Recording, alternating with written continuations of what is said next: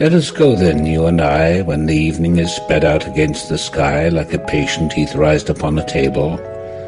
Let us go through certain half-deserted streets, the muttering retreats of restless nights in one-night cheap hotels, and sawdust restaurants with oyster shells, streets that follow like a tedious argument of insidious intent to lead you to an overwhelming question. Oh, do not ask what is it. Let us go and make our visit. In the room the women come and go, talking of Michelangelo. The yellow fog that rubs its back upon the window panes, the yellow smoke that rubs its muzzle on the window panes, licked its tongue into the corners of the evening, lingered upon the pools that stand in drains, let fall upon its back the soot that falls from chimneys, slipped by the terrace, made a sudden leap, and seeing that it was a soft October night, curled once about the house and fell asleep. And indeed there will be time for the yellow smoke that slides along the street, rubbing its back upon the window panes. There will be time to prepare a face to meet the faces that you meet. There will be time to murder and create, and time for all the works and days of hands that lift and drop a question on your plate. Time for you and time for me, and time yet for 100 indecisions and for 100 visions and revisions before the taking of a toast and tea. In the room the women come and go, talking of Michelangelo. And indeed there will be time to wonder, do I dare and do I dare? Time to turn back and descend the stair with a bald spot in the middle of my hair. They will say, how his hair is growing thin.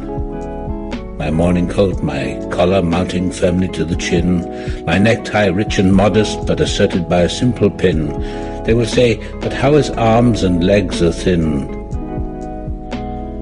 Do I dare disturb the universe? In a minute there is time for decisions and revisions, which a minute will reverse. For I have known them all already, known them all. I've known the evenings, mornings, afternoons. I have measured out my life with coffee spoons. I know the voices dying with a dying fall beneath the music from a farther room. So how should I presume?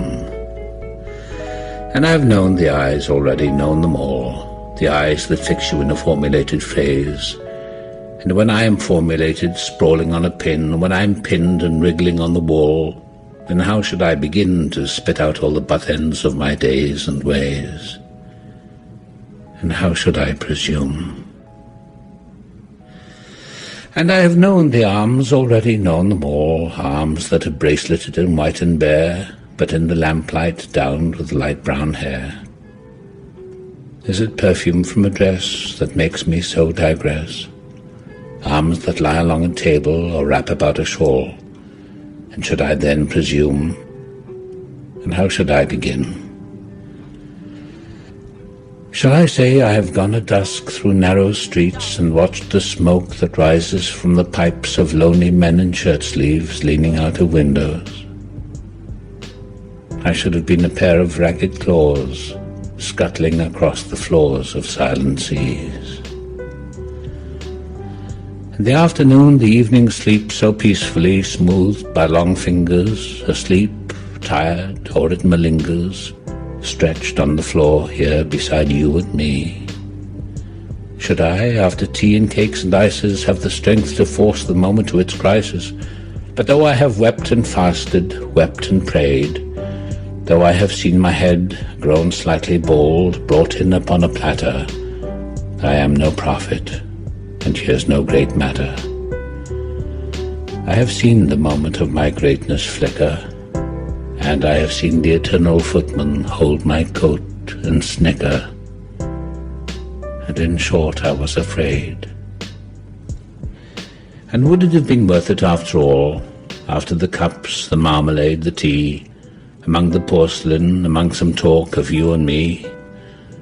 Would it have been worthwhile to have bitten off the matter with a smile, to have squeezed the universe into a ball, to roll it towards some overwhelming question, to say, I am Lazarus come from the dead, come back to tell you all, I shall tell you all.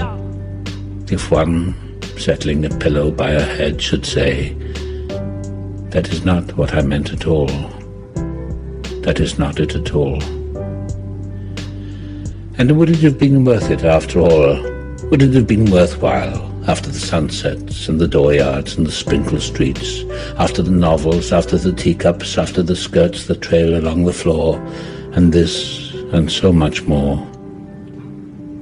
It is impossible to say just what I mean, but as if a magic lantern threw the nerves and patterns on the screen, would it have been worthwhile if one, settling a pillow or throwing off a shawl and turning toward the window, should say, "That is not it at all. That is not what I meant at all"? No, I am not Prince Hamlet, nor was meant to be. I'm an attendant lord, one that will do to swell a progress, start a scene or two, advise the prince, no doubt an easy tool, deferential, glad to be of use, politic, cautious and meticulous, full of high sentence, but a bit obtuse. At times, indeed, almost ridiculous, almost at times the fool. I grow old, I grow old. I shall wear the bottoms of my trousers rolled. Shall I part my hair behind? Do I dare to eat a peach? I shall wear white flannel trousers and walk upon the beach. I have heard the mermaids singing each to each. I do not think that they will sing to me. I have seen them riding seaward on the waves, combing the white hair of the waves blown back, when the wind blows the water white and black.